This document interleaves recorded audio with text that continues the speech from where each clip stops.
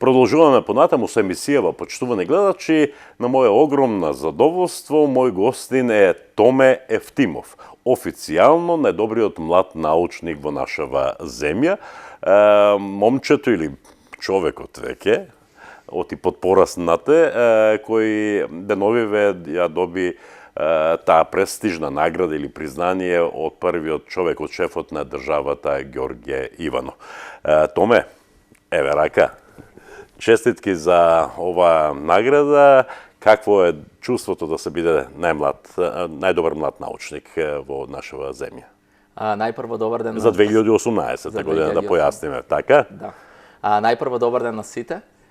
Огромна чест и задоволство е да се добие признанието најдобар млад научник од председателот на државата. Ова истовремено представува едно признание кој ми дава посебна мотивација да продолжам во моите следни истражувачки ангажмани и предизвици. Така. Добро, убав настан беше, јас го следев, социјалните мрежи се тука, го следев и твојот импресивен говор, морам да кажам, и честитки за тебе.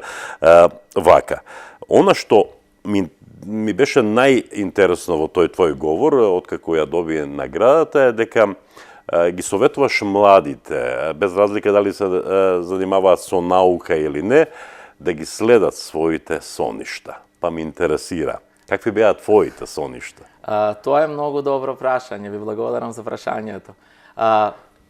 Секогаш се земам како пример и велам вака. Сите кои добро ме познаваат знаат дека најмногу сакам математика и физика и еден од моите соништа беше да го продолжам моето образование на факултет каде би студирал математика или физика.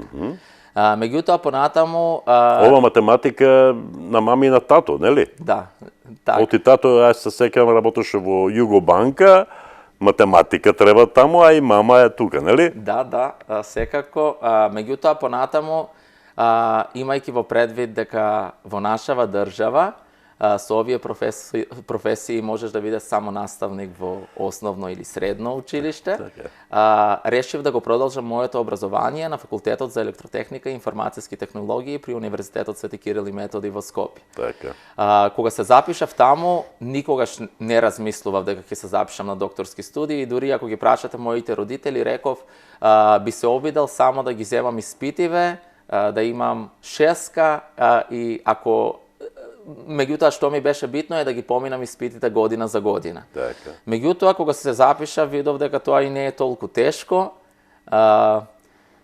Можам да кажам дека никогаш не бев на испит, дека се имав положено на колоквиуми и некако така се одвиваше ситуацијата кога завршив факултет ми понудија да останам како демонстратор на факултетот за електротехника и информациски технологии за предметите по математика.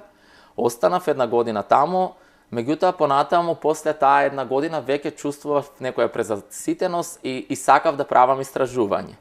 Во меѓувреме се запишав на магистерскиве студии на факултетот за информатика Финки, при Универзитетот Свети Кирил и Методи Скопје. И после таа една година добив понуда од Македонската академија за науки и уметности во Скопје во лабораторијата на академик професор Љупчо Коцарев. Се префрлив таму. Беа тие две, може едни од најубавите години во тој истражувачки процес, бидејќи многу научив од академик професор Љупчо Коцарев. Меѓутоа, понатаму решив дека сакам, веќе бев решен, знаев дека сакам да работам истражување, не се гледав себе си во некоја програмерска компанија каде би програмирал и решив да отидам на докторски студии. Сега, може овде е многу интересно и самото прашање, кога почнав да аплицирам за самите докторски студии, аплицирав на некои конкурси кои ги наоѓав на интернет, добив едно кој на жалост не можев да отидам од некои околности, меѓутоа понатаму добив еден мејл кој беше поврзан со Институтот Јожеф Стефан во Љубљана во Словенија. Така да пратив, бев избран. Најпрво кога отидов таму, малку се двоумев дали станува збор за вистинската можност што сум ја избрал, бидејќи пред да се преселам таму, секогаш верував дека за да бидеш добар истражувач, мораш да бидеш истражувач кој ќе има висок број на цитати. Сега кога отидов таму, кога ја разгледав групава, видов дека тоа не е и прашање со цитативе. Меѓутоа, денес, ако не ја направев таа одлука, ако се базира врз тоа да отидам според бројот на цитати, мислам дека ќе беше најголемава грешка во мојот живот. Според мене денес сметам дека за да се биде добар истражувач или ментор, пред се треба да бидеш човек. Тоа е многу побитно отколку да бидеш истражувач кој има голем број цитати. Отприлика ни кажа дел или една етапа или неколку етапи од тој твој научен пат кој го чекориш успешно, нели? Но она што ме интересира е дали тоа беше, бидејќи моето прашање беше кои беа твоите соништа? Дали сето тоа што ти се случуваше порано го сонуваше буден? Да, може и ќе кажам пример, јас никогаш не размислував дека би имал можност да го прошетам целиот свет до мои 30 години. Так. Меѓутоа, или еден пример, кога ги објавував, кога ги моите трудови, секогаш најпрво ги праќав во списанија, меѓутоа не оние кои се долу рангирани, меѓутоа секогаш праќав во тие што се најпрестижните. Така. Може би и во првиот најпрестижен. Така. И кога ги добивав коментариве од самите рецензенти дека станува збор дека трудот не е прифатен, кога ги читав нивните коментари дека најпрестижните списанија не можат да разберат што е напишано во самиот труд, јас бев повеќе среќен дека она што е напишано е точно и луѓето кои се и во најпрестижните списанија не можат да разберат, имаат одредени слабости, баш така. И тоа ми беше само поголема мотивација да ги праќам понатаму. За среќа беа прифатени, се уште работам на некои вакви. Меѓутоа, мислам дека тоа беа и моите соништа. Тоа беа соништата. Траат ли тие соништа се уште? Претпоставувам се уште сонуваш. Мислам дека траат. Тоа е поврзано декември 2017 година. Бев на една конференција за Computational Intelligence, која беше во Хонолулу на Хавај. Имавме лет Хонолулу, Сан Франциско и потоа Сан Франциско, Љубљана. До мене беше еден мој драг колега и пријател, може би кажам ко ментор на докторските студии. Бевме заедно и кога се враќавме во летот Хонолулу, Сан Франциско, му кажав, еве го Golden Bridge, Golden Gate Bridge, може ова е единствената шанса што ќе го видам, бидејќи никогаш не сум бил во Сан Франциско, па макар и од авион. Сега мислам, имам прилика да го гледам секој ден, бидејќи моментално сум на постдокторски истражувач на Универзитетот во Стенфорд, во Калифорнија. Така. Колку Љубљана, колку Словенија ти помогна за тој напредок во кариерата? Мислам дека пред да се преселам таму, мислев дека Љубљана е премногу поврзана со Балканот. Кога се преселив таму, видов една сосема поинаква слика. Можам да кажам дека Љубљана е и центар во еден центар кој ги поврзува Балканот со сите останати европски земји. Според мене тоа е еден, можеби и најубавиот град кој постои во Европа. Така. Јас тоа ми го рече пред неколку години, со тоа се знам неколку години, со родителите негови многу одамна, и кога мојата керка беше заинтересирана да студира во Љубљана и случајно го сретнав Томе во Струмице и го прашав што мислиш. Нашиот интерес е керката да студира во Љубљана и ти велиш, одличен избор, тоа е најубавиот град на светот. Сега велиш во Европа, ама тогаш ми рече најубавиот град на светот. И јас се согласувам дека е тоа така. Навистина е преубава и Љубљана и Словенија и многу европски земји не можат да се носат со Љубљана. Така ли е? Се согласувам. И со Словенија, така? Да, се согласувам. Можеби и сега кажав во Европа, но еве ќе се коригирам. Љубљана е дефинитивно најубавиот град во светот. Најубава, најчиста, најзелена. Љубљана е избрана за најзелен град во Европа. Особено добро за студентите, бидејќи им се нудат навистина убави можности за студирање, многу е ефтино за студентите да студираат таму. Тоа го почувствувавме, нели, на наша кожа. Добро. Љубљана како приказна заврши или утре задутре се гледаш повторно назад во Љубљана? Или можеби се гледаш во Македонија, во Северна Македонија? Тоа е многу тешко прашање, меѓутоа мислам дека после неколку години дефинитивно се гледам назад во Европа. Така. А каде точно? Каде точно не знам. Така. Мислам дека една од опциите представува Словенија Љубљана. Благодарение на успехот што го направив таму во науката, јас добив и словенечко државјанство како изворедни успеси во наука. Меѓутоа, знаете како велат, кога се селиш од едно место во друго, првите месеци е секогаш тешко дека одиш сам. Може би тоа најдобро го почувствуваат тие луѓе кои ја менуваат срединава.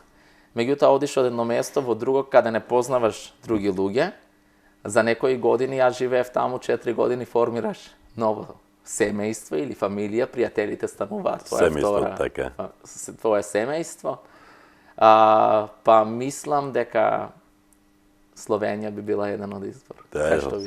Одличен избор. Кога Томе зборува за семејството, дека пријателите му се семејство, тој има навистина многу пријатели во Љубљана, многу пријатели во Словенија и е несебичен во давањето подршка на македонските студенти кои одат таму во Љубљана. И еве, можете да забележите, почитувани гледачи, дека Томе е обичен човек, многу дружелюбив, многу насмеан, не изгледа кога ќе помислите научник, па првата помисла е дека тој е некаков занесењак и така натаму. Ете го, гледате, Томе, фантастично момче, кој секогаш е расположен за добро другарување, за добра дружба, за добар муабет и секогаш е насмеан. Претпоставувам токму тоа што си таков, е причина што имаш многу пријатели. Не знам дали можам да го дадам овој одговор, меѓутоа претпоставуваш така е. Вистина, така. И освен тоа што е таков како што е, Томе го интересираат и многу други работи, не само науката, не само математиката, физиката и така натаму. Туку, еве, кога бев јас во Љубљана, во самото пристигнување во Љубљана, во главниот град на Словенија, се случуваше еден маратон. Еден од учесниците на тој маратон беше токму нашиот Томе. Со што друго се занимаваш освен со науката? Мислам, оние кои ме познаваат најдобро знаат дека играм латино и стандардни танци. А тоа го видоа луѓето кои беа пред 2-3 години на маскенбалот овде во хотел Сириус, добро? Да. Тоа за маратон испадна многу интересна приказна. Никогаш во животот не размислував дека ќе трчам полумаратон или маратон. Меѓутоа, мислам дека пријателиве и средината со кои се дружиш можат многу да влијаат на тоа. Во Љубљана имав и се уште ги имам два прекрасни пријатели кои решивме да се спремаме за полумаратон. Не знаев дали ќе успеам, меѓутоа секогаш велам кога нешто се сака и кога ќе се вложи труд, на крајот резултатот секогаш доаѓа. Покрај маратонот, латино и стандардни танци, она што најмногу луѓе кога ќе ме прашат за хоби или кога ќе треба во биографија да си напишеш хоби, моите две кои се први се карнивал ентузијаст и хендбол ентузијаст. Дека уште од мои најмали години обожавам да гледам ракомет, ги следам сите можни надпревари во Лига на шампиони, светско првенство, македонската репрезентација. Македонскава репрезентација, да. Супер. Ете, почитувани гледачи, коментарот не е потребен, но кога зборуваме за карневал, претпоставувам погодувате дека нели Томе е Ефтимов, а постои една позната карнавалска група во Струмица која се вика Ефтимови, токму по неговото семејство. Мора да ми кажеш, годинава те немаше на Струмичкиот карнавал. Какво беше чувството? После толку години учество и годинава кога имавте јубилеј, томе го немаш. Да. Какво беше чувството? Може беше еден од најтешкиот ден кој ги поминав во Калифорнија. Бидејќи сакам да кажам, јас од мои 5 години сум во тој карнавал.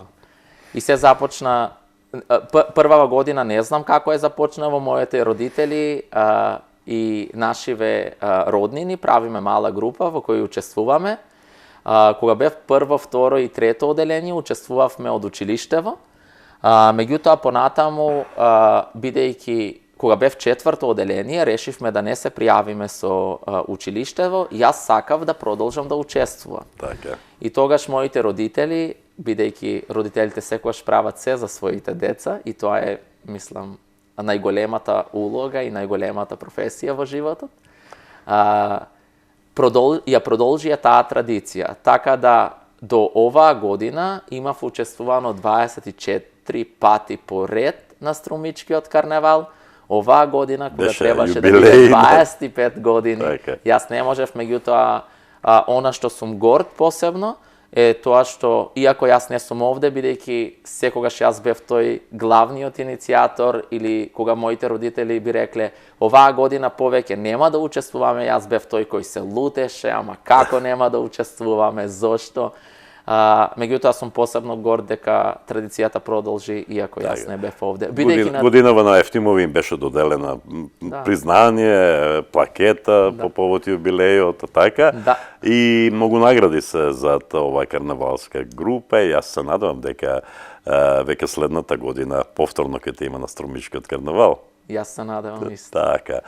Бидејќи такво чувство е незаборавно. Претпоставувам имаш многу убави спомени, многу награди кои се освоени и дружењето е тука. Оти не е дружењето само на самиот карнавал, туку месец-два пред тоа дури се подготвуваат маските со кои настапувате. Имаш една интересна приказна, пред да влеземе во студиово, ми ја раскажа како тоа дојде сега во својата земја. Времето ти беше кнап, нели? Да. Ајде малку да ја слушаме таа приказна, претпоставувам ќе им биде многу интересна на гледачите. Вака, за признанието најдобар млад научник на државата се пријавив, конкурсот беше до 31 декември 2018 година. Меѓутоа, не знаев кога ќе биде доделувањето. И бидејќи оваа недела, што помина, бев поканет предавач на една конференција во Словенија, морав да се вратам назад. Си ги спакував своите куфери, оние кои најдобро ме познаваат знаат дека сакам да носам патики, фармерки, мајци, Обично, овака е облечен Томе. Меѓутоа, имам и голем број на одела. Меѓутоа, не знам зошто прв пат решив да не земам да имам одело во мојот багаж. Пред тоа требаше да одиш и во Нов Зеланд, ако не се лажам, или? Не, Нов Зеланд е сега потоа, сега на следниот месец. И реков, окей, се спакував, имав 3 состаноци на работа, отидов на работа и реков, од работа одам на аеродромот во Сан Франциско. Само што стигнав, ми стигнува порака дека сум избран, се уште не можев да ја споделам оваа вест, меѓутоа дека би сакале да е доделувањето кон крајот на месецот април, им пишав дека не ми одговара, дека јас имам други обврски бидејќи треба да отидам во Нов Зеланд, организираме една работилница на една многу светски позната конференција поврзана со стохастички оптимизацијски алгоритми. И им пишав дека единствените денови кои ми одговараат се 4, 5 или 6 април. Потоа не добив назад одговор, може би понеделник или вторник утрово добив одговор дека 4 би било тоа во 10 наутро, меѓутоа јас имав лет во 12:30 и бев на аеродром во 2 сат. Така да ми пишаа дека не е проблем, дека во 3:30 би се одржало самото доделување, меѓутоа проблемот беше јас немав сега одело со мене и што ќе правам. Вака кежуал во председателска палата и на свечен чин не бидува, нели? Да. Меѓутоа што е, мислам, јас секогаш велам пријателите се најбитни во животот. Ете, тоа е приказната. Им пишав, кога ја добив наградава, им пишав на моите пријатели во Словенија дека и што се случи, нема да ги спомнувам по име и презиме, тие самите се знаат, голем дел од нив се исто и од Струмица, кои работат таму на Институтот Јожеф Стефан, и голем број пријатели од факултет што ги имам, од Скопје што живеат таму. Еден ден ме земаат од работа, во кола ми даваат картичка, која е како поклон, и ме носат во продавница и ми рекоа ова ти од нас, ти мораш да одиш на доделување, не можеме да бидеме сами таму со тебе, а сакаме да бидеме, но ќе не имаш на тебе. Така да многу сум благодарен дека имам вакви пријатели. Така, костум, кошула, кондури. И од Словенија си дојде подготвен за доделувањето на наградата и морам да признам беше многу елегантен, дури зборуваше, дури ја прими наградата од председателот Иванов. Прекрасно е тоа чувство. Пред малку цитирав или парафразирав дел од твојот говор кој го имаше после доделувањето на наградата, но беше исто убаво да се слушна дека си им благодарен на своите родители. Претпоставувам, Ристо и Ленчо се многу горди на тебе. Знам, не претпоставувам, знам, бидејќи многу пати сме разговарале со нив, но што е тоа што тие го дадоа за тебе за да успеш?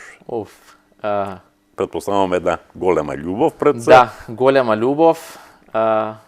Не знам,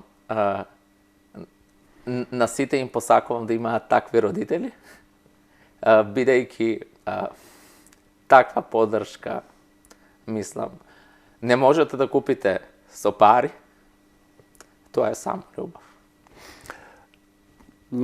Камерата, претпоставувам, тоа може или не да го долови, но гледам солзи во очите на Томе. Да, тоа е таа љубов, почитувани гледачи, која е многу важна на релација родители и дете, и без неа не бидува ништо. Таа љубов ќе продолжи понатаму и дај Боже да трае вечно. Какво е чувството да си дома? Знам колку си ја сакаш Струмица. Значи може да си каде било во светот, но Струмица си е Струмица, нели? Секогаш велам кога ќе се вратам назад, најубаво е чувството да се биде дома. Нема ништо поубаво од тоа да ги видиш своите родители, својот брат, да, сите мои роднини, па и пријателите со кои израснав овде. Така е. Добро. Стенфорд. Како ти е таму? Татко ти ми рече, кога Томе им кажал таму на колегите дека добива награда од председателот на државата, ти рекле вау. Да. Тоа е исто како Доналд Трамп да ти даде награда, така ли е? Некако би изгледало така. Така. Да. Тоа е кога да добиеш награда во Калифорнија, имајќи во предвид бројот на жители. Така, мислам, дори и Калифорнија има многу поголем број на жители, што не се споредува со бројот на жители во Македонија, меѓутоа е едно огромно признание. Стенфорд е преубаво околина, кај што може да се занимавате со истражување. Имав поинакво гледав на самото истражување како работа, додека бев на Институтот Јожеф Стефан, бидејќи имавме 8 сати работа, одиш во канцеларија, има состаноци, меѓутоа Стенфорд е кампус каде што можеш да правиш што сакаш, имаш канцеларија, меѓутоа луѓето не седат во канцеларија, повеќе можеш да ги добиеш на состаноци надвор во парк, меѓутоа преубаво нешто. Преубаво е дека секој ден ги има предавањата кои се организирани од најпознатите истражувачи на светот во различни области, тие се отворени, можеш да одиш слободно да разговараш со тие луѓе се толку едноставни, може ние сметаме дека тие се најголемите научници во светот, меѓутоа тие се наједноставниве луѓе.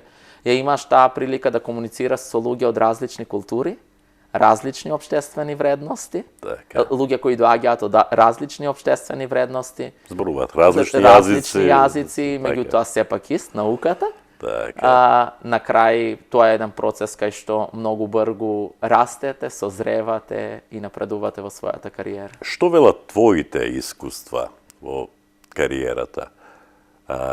Има ли граница истражувањето? Има ли граница науката во било која област? Јас мислам дека не постои граница. граници, така.